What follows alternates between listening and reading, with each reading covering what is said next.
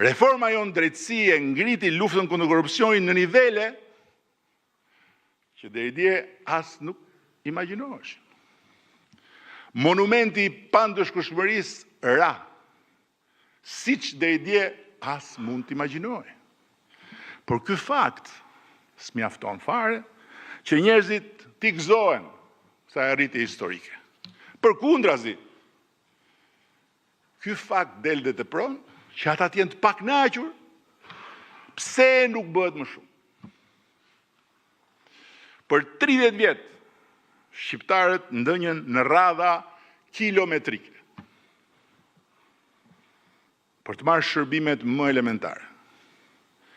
Duke pritur shi, duke pritur diell, një dokument të rëndom, certifikat lindje, duke u shtyrë për të paguar dritat që me zivinin, apo duke ardhur nga jashtë për të kaluar gjysmën e pushimeve në për sportele, që ngjanin si ato dyert e urbanit kur futet gjithë dynjaja, në kohën kur akoma ishin turnet e kombinatit tekstileve. Por e kishin pranuar atë realitet. Sigurt ishte një trashëgimi e patundshme. Sot, 95% e shërbime publike në Shqipëri merren nga celulari, falas, dhe merren nga çdo pikë e botës.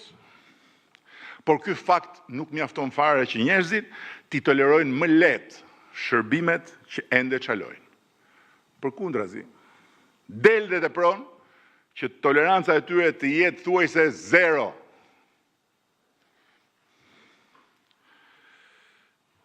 Nuk e di a e dëgjuat kur tregova një ditë rastin e të ëmës një shokut tim, gjyshet 80 ca vjeçare. Edhe ajo doli në protestë.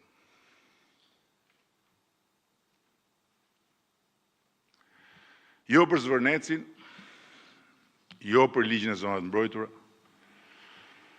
as për biodiversitetin.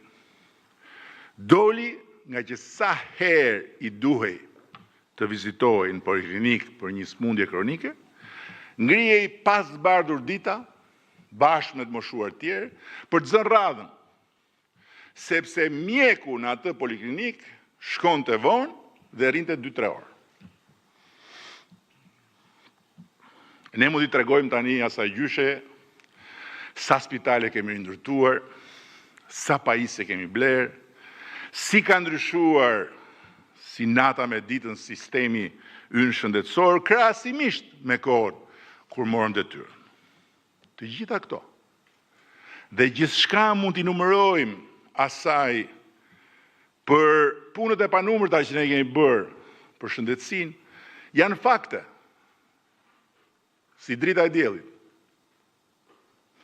Por fakti i saj është përvoja. E asaj radhës në poliklinik, kur dielli s'ka dalë akoma. Dhe kur faktet tona përplasen me përvojën e gjyshes, ne nuk mund t'i kërkojmë asaj të ndryshojë përvojën. Duhet ndryshojmë ne, që zëri i saj të dëgjohet, halli i saj të qahet, përvoja e saj të ndryshojë dhe ajo ta shohë që shteti nuk nis dhe nuk mbaron tek tarbjati i mbrapsht i një mjeku. Përndryshe, të gjitha ndryshimet që kemi bërë për shëndetësinë do mbeten aty. Fakt. I pamoshëm. Po ne nuk do jemi më këtu. Nëse vazhdojmë të besojmë se mjaftojnë investimet dhe faktet e përparimit, që njerëzit vazhdojnë ta investojnë besimin e tyre tek ne. Pa ndryshuar diçka domethënëse në cilësinë e përvojës së tyre me shtetin. Përsëri këtu na vjen në ndihmë Tocqueville. Abuzimet që zhduken e bëjnë më të padurueshme peshën e abuzimeve që mbeten. Kur fryma e përparimit bëhet e qëndrueshme dhe zhvillimi i pandalshëm, pritshmëritë e qytetarëve nuk ulen, po rriten.